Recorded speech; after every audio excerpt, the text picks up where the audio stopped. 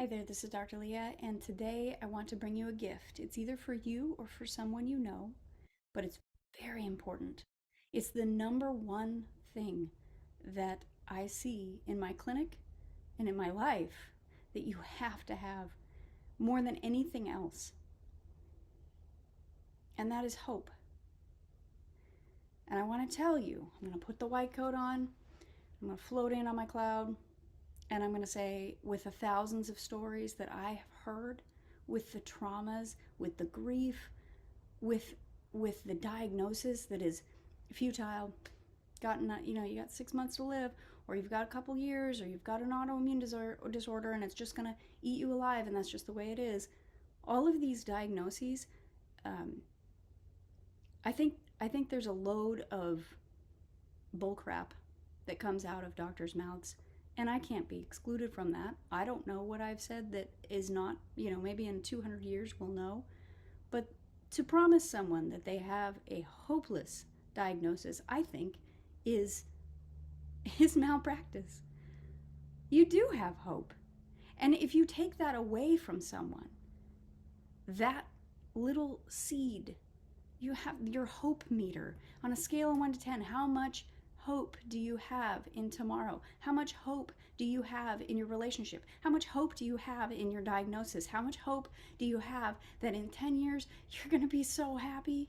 In 5 years, it's going to be incredible. How much hope do you have that you're going to have a family and connection and peace and meaning in your life? And for someone to take that hope is unethical. Um, so I wanted to speak to that today because I want to give you hope. Because there is so much hope. There's so much that we don't know. There's so much that it's incredible. There's miracles, and there's, oh, we didn't see that coming. Whatever you're doing, keep doing it. I work in a practice where I see complicated cases because who goes to see a naturopathic physician? You're probably not covered by insurance and you're going to have to pay. So your problem better be big because it's not going to be solved with Advil. And I got to figure that out. And so those people often have little hope, but they have a little bit because they thought to ask somebody else. Because they've got some diagnosis that is like, oh, you're doomed and we got nothing for you. Well, there's a big world out there. And like just consider the amazing potential for dimensions and time and space and zoom out and you will find that hope, and that hope will get broader, but you have to have it. You have to have it more than anything. A great book by Viktor Frankl, which is very hard to read for me. He's a Holocaust survivor and he's a psychiatrist, and he got locked in the worst situation imaginable. Literally, everybody has their own trauma, right? And you may experience this level of hopelessness, but he was able to see people lose hope in a situation where they were watching their family members go up in smoke, literally. Their lives taken away, everything taken away. They're shriveling to skin and bones, and they're barely able to walk, and they're being beaten and slaves and whatnot, right? Like this amazing, hopeless situation, he was able to psychoanalyze and say, wow, the people that still had hope that maybe they'd escape, maybe this would stop, maybe tomorrow, for all, I don't know, I may have perished in the situation that he is describing, but he didn't. And people, even the prison guards, were like, why is this guy still alive? That's amazing. How can this guy still be paying attention to his inner thoughts when his exterior world is awful? Look at it. Why are you so hopeful? And then they got coached by him. Like, literally, the things that you think about are manifesting themselves. And in a very scientific way, your brain's looking for it. You got to be right. Your brain's got to be right. So it's going to look for answers, right? If you don't have that hope, your brain doesn't even look. You're not going to see it. You're not going to see the out. If you're in a hopeless relationship, well, kiss it goodbye. If you are in a hopeless situation, that's it. Light up a cigarette. Check out. That's what he found, was that when people thought, okay, the end is near, they would often just start smoking and be like, meh, there's nothing to live for anyway. And then they would die. Literally. So to see that in real life, in real, to witness that lack of hopelessness and what it does to people, I want to give you hope today. I want to have you just look at the stars at night. I want you to zoom out in your life, take a deep breath, and know that hope, there's plenty of it. Just take it. Take that gift and roll with it. Ask the question. Go seek help somewhere else. Don't go into a form of denial, right? This isn't denial. This isn't like Pollyanna thinking. Your brain will literally look for solutions, and that is what you have to get into, rather than nothing can help me. They already told me. I had a patient one time that came in and she'd had multiple miscarriages. This is something that actually irritates the shit out of me. And that's an understatement. And that is that she came in wanting to get pregnant, and she had multiple miscarriages. They only treat you when you've reached 3. So you have to go through 3 grueling losses of babies. And, I have an experience with this, and it's traumatizing and it's awful. I mean, you do keep the DNA of every baby that you've ever carried in your brain. That's nice. But they don't get to grow up.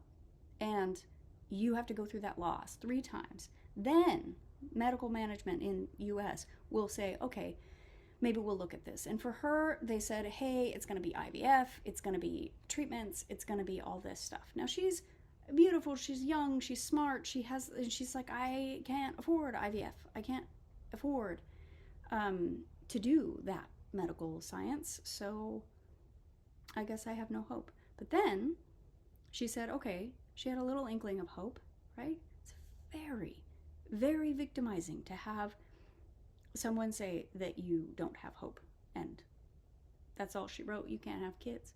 Well, now she came to me. It was actually a fairly easy case to solve, which is ridiculous. Give her some progesterone, make sure her iron is absorbing, make sure that she has the nutrients she wants, and everything fixes itself because she has a great body, and she had hope. And she did what I said, and she played by, whatever, another opinion, right? Go get another opinion. Go knock down somebody's, oh, well, we don't have any space for you. Fine, I'm going to call you every day and be a squeaky wheel. Like, sorry, our medical system is going through crazy stuff right now, and it's not maybe going to get better. We'll see. I do have hope. But this lady, she has 4 kids now, and they're perfectly beautiful and healthy, and she didn't have to have any intervention at all. But she had hope. Hope enough just to ask for help, ask, is that true? What are my options? Open up your brain to thinking about those things, and you will find some solutions. Now, the point of life is not to die, or not to not die. You'll expire. But how incredibly damaging is it to be in a hopeless situation? How sad is it? Don't be there. Take hope. It's free. It's free. Here, close your eyes. I'm going to give you hope. Do you feel that? Just a little? Because it grows too. Hope has little hope babies inside of you, and it grows. So there's many pathways that you can activate in the brain. There's a lot of science behind hope. You can get people who are, cancer survivors oftentimes will have hope and humor, and they'll get through it, and they're all right. And oftentimes the ones that are very negative and very hopeless perish sooner. And then they don't do it very well, right? Like, you want to go out swinging. You want to go out laughing. You want to go out, we all will get to the finish line. But you want to get there with hope. You want to get there with, absolute amazing in your life. And you're going to need hope to do that in every area. So there's been many people that have come to see me, especially for seizures. Oh, you have a type of seizures that doesn't respond to medication. You have no hope. No, yes, they do. They have plenty of things to do.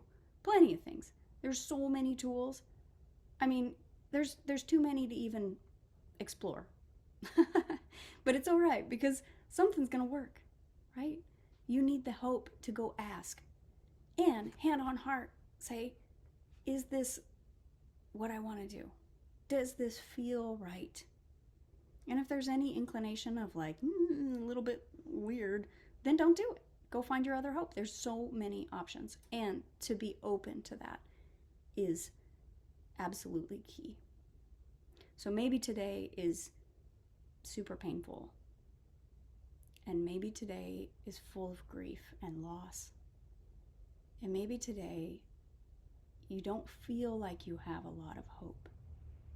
But I promise you, when you say yes, I'm going to have hope today, your brain will behave differently, your body will behave differently, that pain will decrease as the hope grows like a huge orb of energy in your body. So I invite you to have that key ingredient and have hope that I'm giving you today. This is Dr. Leah, and I hope to see you again.